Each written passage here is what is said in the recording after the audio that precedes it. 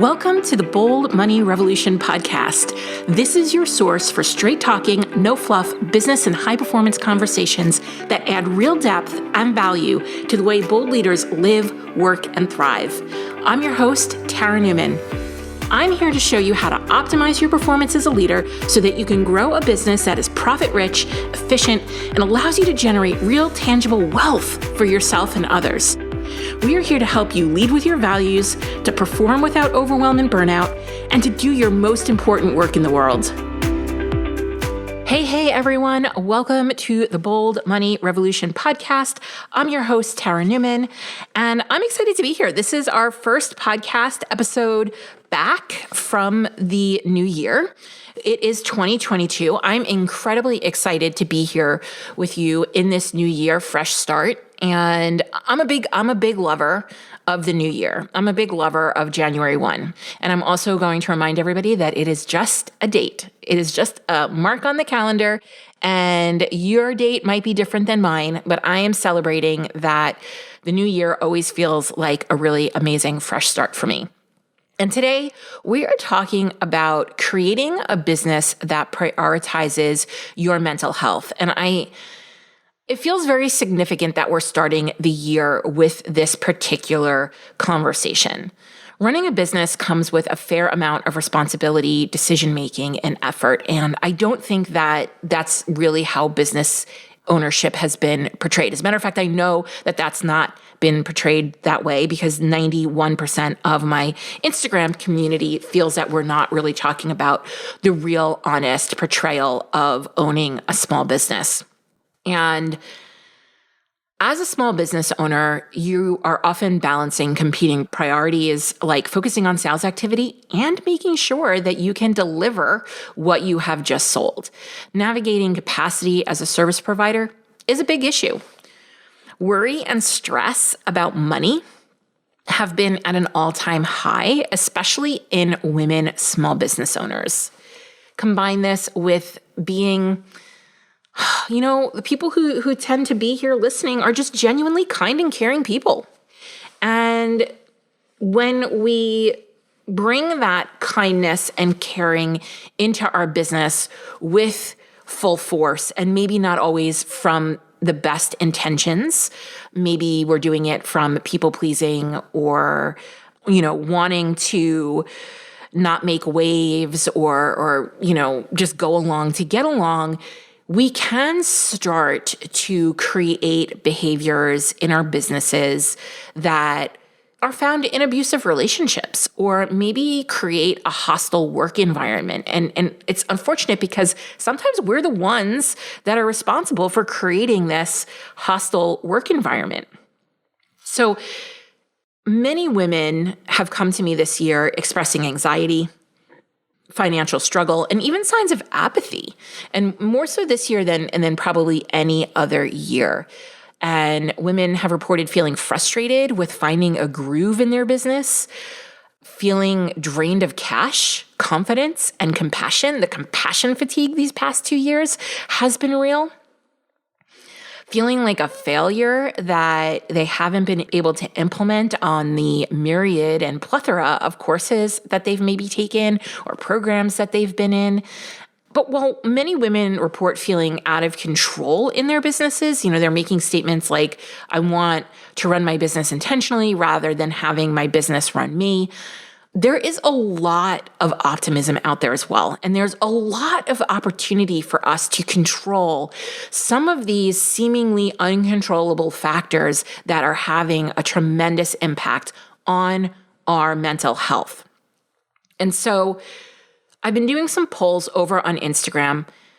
It's funny, people say to me like, oh, I know you don't believe in using social media for your business. I do. I just don't teach it or use it the way other people might think. I am over on Instagram because I want to have meaningful and purposeful conversation with the community of people that follow me over there. So if you're not following me on Instagram, please head over. I'm at the Tara Newman. We do a lot of polls, a lot of questions. And so I polled my Instagram community, and 100% of the respondents said that putting their mental health as a priority was mission critical. the majority of them felt that the events of the last 2 years have brought this issue to the forefront. 86% actually said that the last 2 years have made them think more about what's sustainable for them in their business. And while these statistics certainly show the level of concerns women small business owners have for their mental well-being, there is a lot of optimism, and I really, really appreciate that in a time where sometimes, the news is a bit of a drain and it's a bit of a drag, but overall, we're feeling optimistic. 78% of my Instagram community actually reported feeling optimistic about 2022. And this is great because we should all be entering 2022 with a high degree of optimism. There is a lot of opportunity for us. Things are shifting, things are changing in the world around us, and that's a good thing. That creates opportunity. Chaos always creates opportunity. And it's some of my favorite time. It's like my favorite time to really thrive and see how I can set myself apart during these times where the conversations are shifting, what people's needs are changing. And as a behaviorist, as someone who takes a human-centered approach to business, this is why I really actually enjoy social media as long as we're going to be making it social, right? And so I've been feeling the same way as many of you, this desire, strong desire to put my mental health, as well as my physical health and my emotional health at the forefront of my business. So I want to share with you today 10 things. I think I've got 10.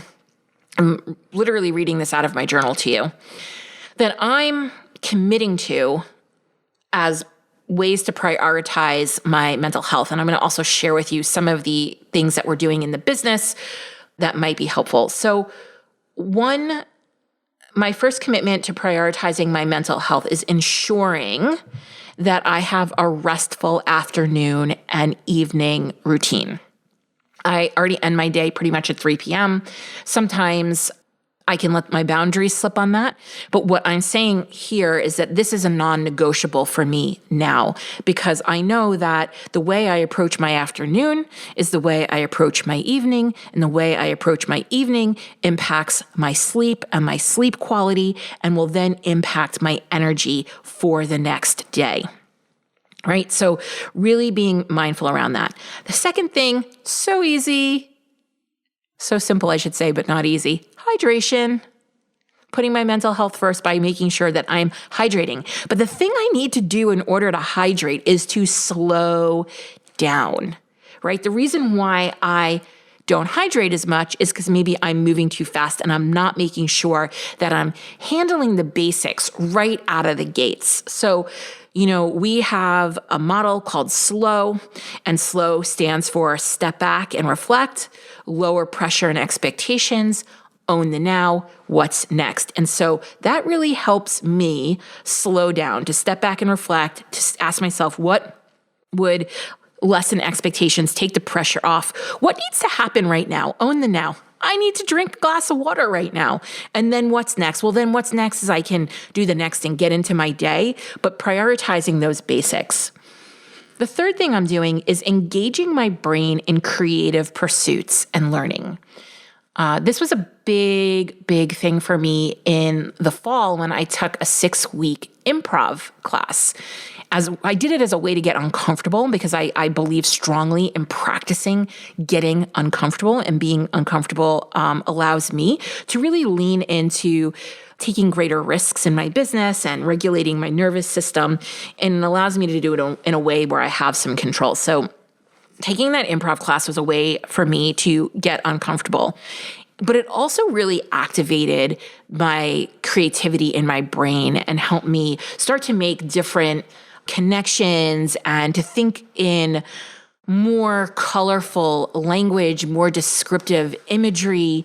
And I really enjoyed that. So finding ways to engage my brain in creative pursuits And I really like to have something that allows me to learn. So I'm not sure if I've mentioned it before, but in 2022, I will be getting my brain-based coaching certification. I'm really excited to be learning about the brain, to be digging deeper into neuroscience and how that impacts all the things that I talk about here on the podcast. The fourth thing that I'm doing is I'm being mindful of my capacity for holding space and being really boundaried around the people in my life who show up to complain, to gossip, to dump, emotionally dump.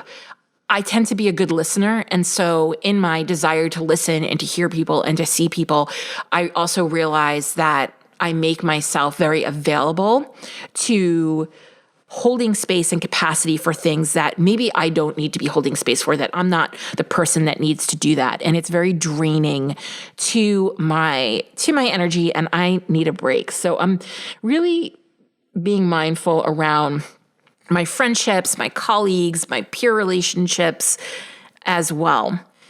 No more free or undervaluing my services. I am not a resource, and we can chat more about that. But I am not a resource for people to siphon information from. I'm a human being with a badass skill set who makes a huge impact in the world. And when I'm paid for my talent, my years of experience and mastery, everyone benefits.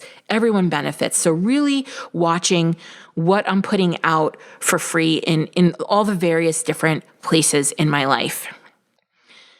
I'm going to spend another year prioritizing EMS. That's my high performance strategy. I have talked about it a little bit on the podcast. We go into detail on it in various ways in the Bold Profit Academy, but EMS stands for energy, mindset, and strategy.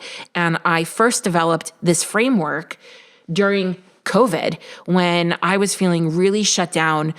I was in freeze mode, fight, freeze. I was frozen, and I had to find a way to unfreeze myself. And I did that by creating this framework called EMS, Energy, Mindset, Strategy, where we prioritize what we need for our energy. Then we look at our mindset before we even take strategic action, because when we can focus on our energy and focus on our mindset, our strategic action that we take is so much more productive. It's so much more potent and powerful when we have taken care of our energy, our emotional health, and our mindset and our mental health before we actually sit down at our desks and start cranking away on our keyboards. So prioritizing EMS as a way to take care of my mental health, especially as a business owner, where there is a lot of strategic thinking work that needs to happen in the business. The other thing that I'm doing is sitting in the discomfort of the space I've created until I can relish it. This is one of the biggest reasons why women and men overwork. They say they want to create space, but then what slows them down is creating that space, because we have been conditioned to fill our time with work, to work harder, to be quote unquote productive. It's not the right word of productive, but it's the way people tend to take productivity in today's day and age. We fill our work because we don't want to address the things that are going on for us emotionally and mentally, maybe even physically. We fill our time with work because we don't want to deal with what's happening in our lives relationally. We're avoiding ourselves. We're avoiding people. And so we're just making things worse. We're creating a lot of overwork and overwhelm that doesn't need to be there. The amount of time you're spending working in your business can probably be reduced by at least 30% by really taking more focused action and understanding what tasks need to happen in order to generate revenue. And so I've been able to create a lot of space in my life. And I've been, over the last few years, identifying who is Tara when she's not working, who is Tara when she's not recording this podcast, who is Tara when she is not being sought after for mentorship and advice by her clients. And so it is still uncomfortable at times, and I'm committed to sitting in that discomfort of the space that I've created until I can relish it.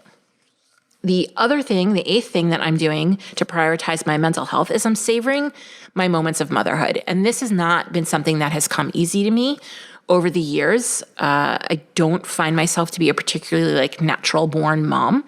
The younger years were definitely more challenging for me, but I am really, really loving the teen years. And I have a 13-year-old and a 16-year-old, and the last few years have really made me present to the fact that they're going to be grown and flown soon. And I want to enjoy and savor these moments with them. And in the past, when they were younger, I had more support in terms of sitters or people to help me driving them back and forth to places. But now that they're older and don't want to spend as much time with me, I made a joke the other day that I've somehow gone from being mama to mommy to mom, to ma, to bruh. I got bruh the other day. If you've got teens, you know what I'm talking about. Or girl. I got girled the other day. Girl.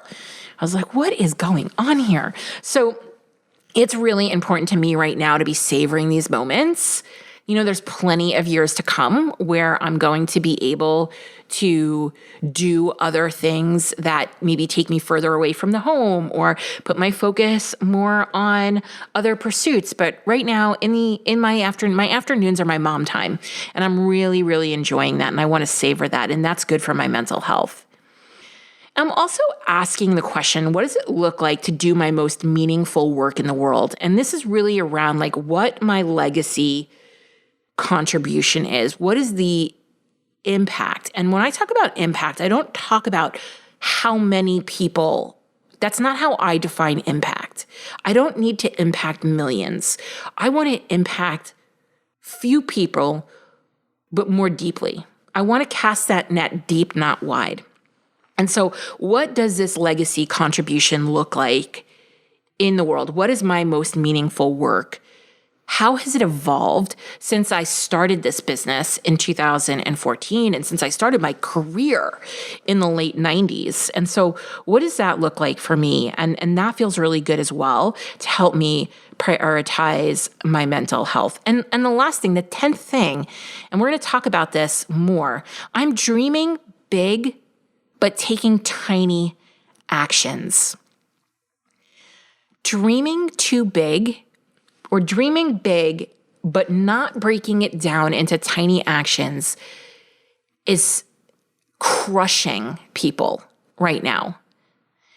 All these big, audacious, hairy goals that never come to fruition because we don't know what the next best step is, because we're too distracted with the big, shiny potential of the thing to actually do the really boring, simple, tiny actions that get you that really big dream.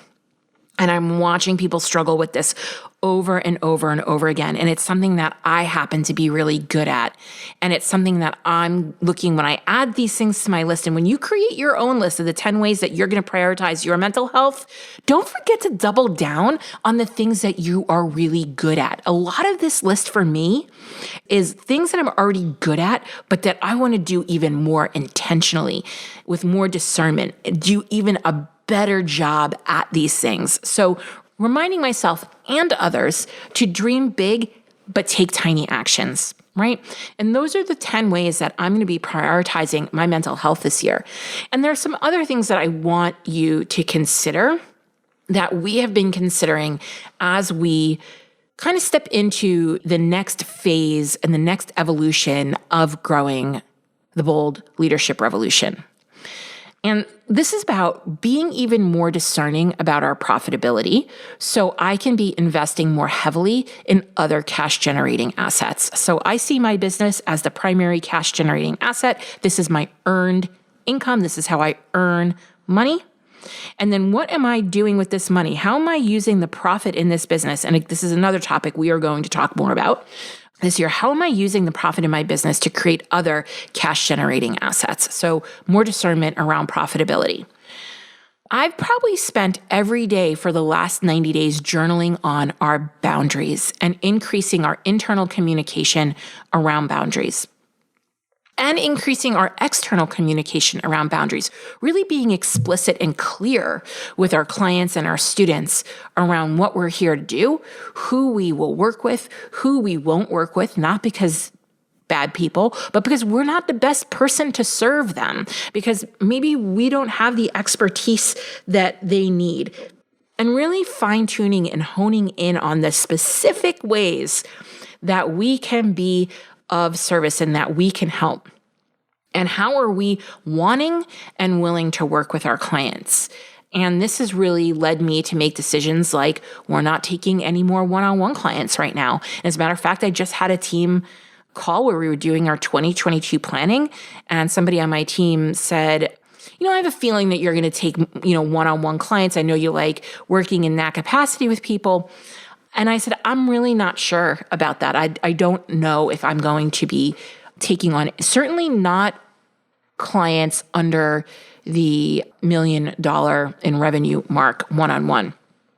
Anybody else can come into the Bold Profit Academy and the Bold Profit Academy Plus. Those are excellent ways to get my mentorship, my advisory, our tools, our resources, our support in helping you run and grow your business, especially when it comes to your money and your profitability. But I'm not really looking to work with folks one-on-one right now. I'm enjoying group work so much more. It's so much more effective and impactful for me to be doing work in that way. Right? We've also been spending more time reviewing our contracts and the boundaries that are outlined in our contracts, both contracts that we have out with our students and our clients and the contracts that we are signing as a business and as a company, and really allowing those details in the contracts to help provide a frame for these relationships and a starting point to have conversation and communication. So that's another thing that we have been looking at, and, really being intentional about holding people accountable to the contracts that they sign. Not spending as much time on social media. That's another way that we are prioritizing our mental health, is not spending as much time on social media, but also spending time on social media the way I want to spend time on social media, so that when I show up there, I'm showing up with how I want to show up and what works for me in that space, as long as it creates, and for me, this is really important, the engagement. I'm there to engage, have meaningful dialogue and discussion, and be social.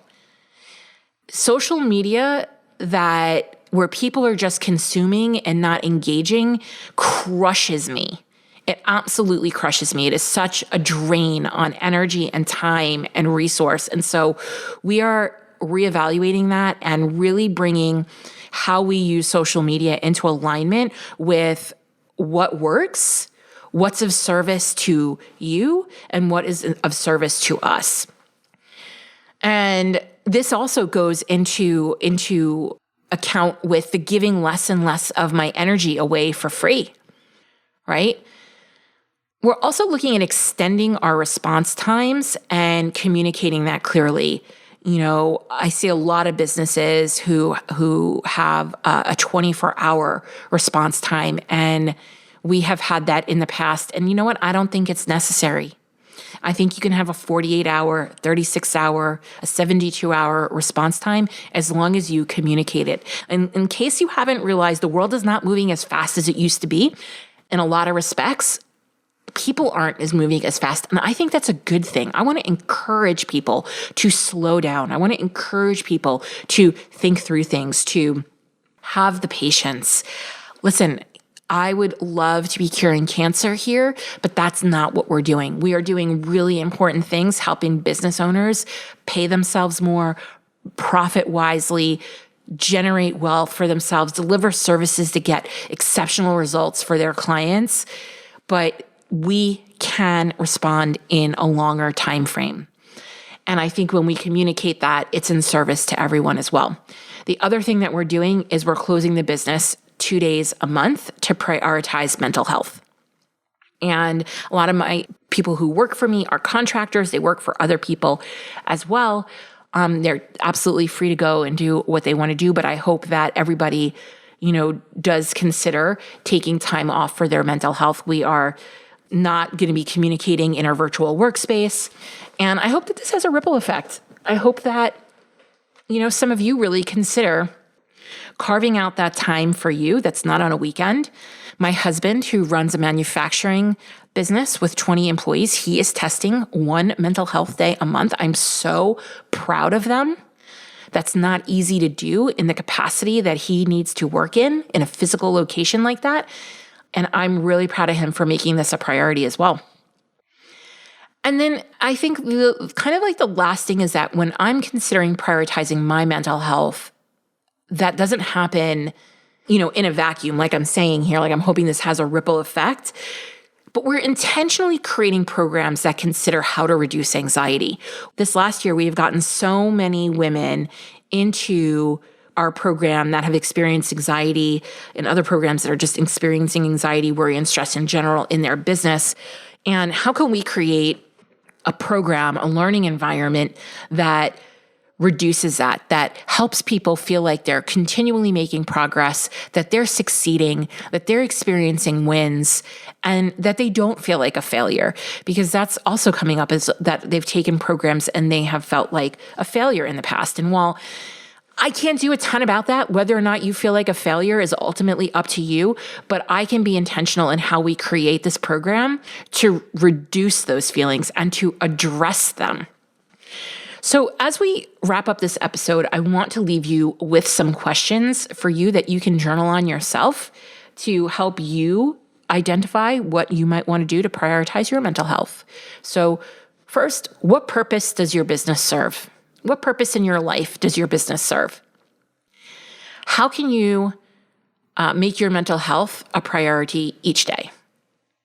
What would your business look like if it didn't heavily rely on the shoulds, on the fad marketing tactics, on maybe social media? I've been asking myself this question probably since 2016. Actually, as a matter of fact, we created this podcast in 2017 as a way of removing our presence from social media and giving us another way to reach out and engage. It didn't take us off social media completely, but it did reduce our reliance on it. What would make you feel excited and enthusiastic about getting up and running your business every day? What would feel fun and exciting? And how do you implement more profitable strategies so you can keep more of your money? Because money is self-care. When we have more money, that allows us to create different priorities. It allows us to prioritize our mental health. It allows us to buy ourselves back more time. So, there's this axiom around money doesn't buy happiness. And on a surface level, money for money's sake wouldn't do that. But why do you want these more profitable strategies? What is possible for you when you keep more of your money?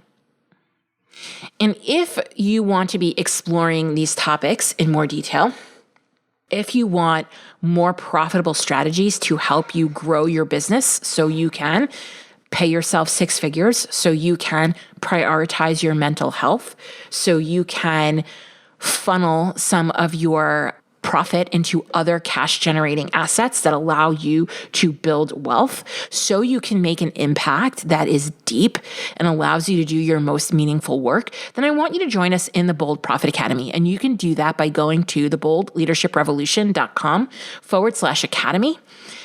And you can also do that by using our revenue goal calculator to help you give your money a purpose and help you give yourself a really clear revenue goal.